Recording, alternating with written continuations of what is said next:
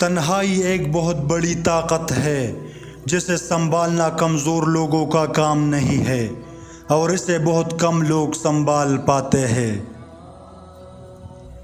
حضرت علی نے فرمایا، کبھی کسی کے سامنے اپنی صفائیاں پیش نہ کرو، کیونکہ جسے تم پر یقین ہے اسے ضرورت نہیں، اور جسے تم پر یقین نہیں وہ مانے گا بھی نہیں۔ برائی کا توڑ صرف نیک عمل ہے، ورنہ چپ بیٹھنے سے یہ اور بھی بڑھے گی۔ غصہ انسان کی عقل کو زنگ لگا دیتا ہے جو کبھی ختم نہیں ہوتا۔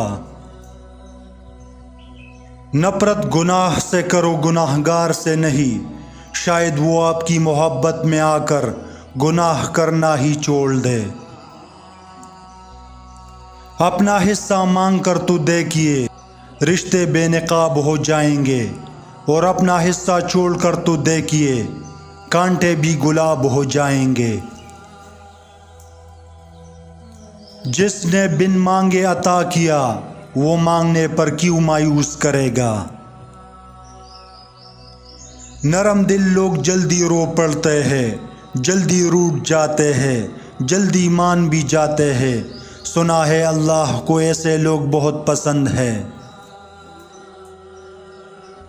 عورت کے بارے میں مشہور ہے کہ عورت راز نہیں رکھ سکتی، لیکن حقیقت یہ ہے کہ اگر عورت کو راز رکھنا نہ آتا تو کوئی مرد سر اٹھا کر نہ جی سکتا۔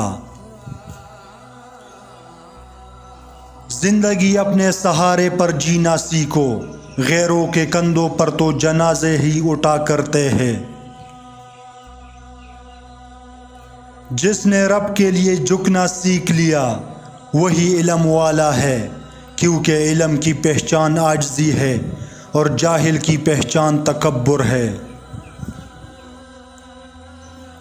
تکبر چاہے دولت کا ہو، طاقت کا ہو، رتبے کا ہو، حیثیت کا ہو، حسن کا ہو، علم کا ہو، حسب و نسب کا ہو، حتیٰ کہ تقوی کا ہی کیوں نہ ہو، انسان کو رسوا کر کے ہی چھوڑتا ہے۔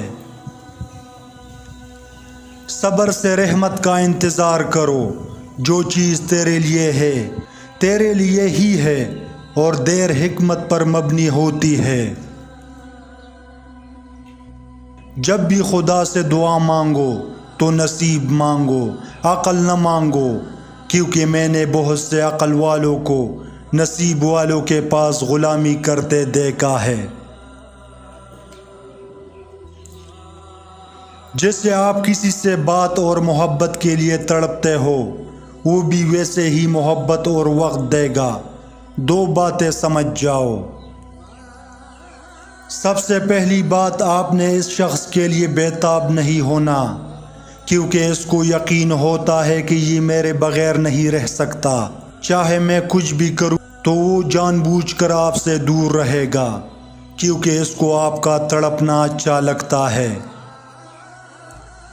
دوسری بات، اس شخص کے ساتھ اس کے مطابق سلوک شروع کرو۔ اگر وہ وقت پر جواب نہیں دیتا تو آپ بھی فوراً جواب دینا بند کر دے، خاموشی اختیار کرے اور دوری اختیار کرنے کی کوشش کرے، کیونکہ شکایتوں منتوں کا نتیجہ آپ کے سامنے ہے۔